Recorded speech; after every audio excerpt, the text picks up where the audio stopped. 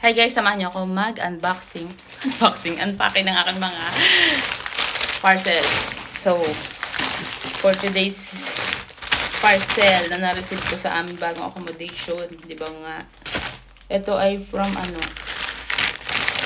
Shein. Yan. Guys, ito yung ginagawa namin. Pero ito hindi ito parcel na return. So, yan.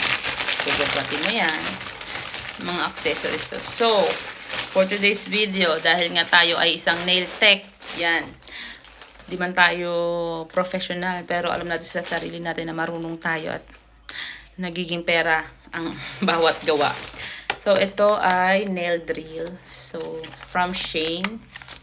Tama ba? Yeah. From Shein or from Temu. Yan. Nail polish instrument. Meron akong ganito pero bumili ulit ako kasi medyo lost thread yung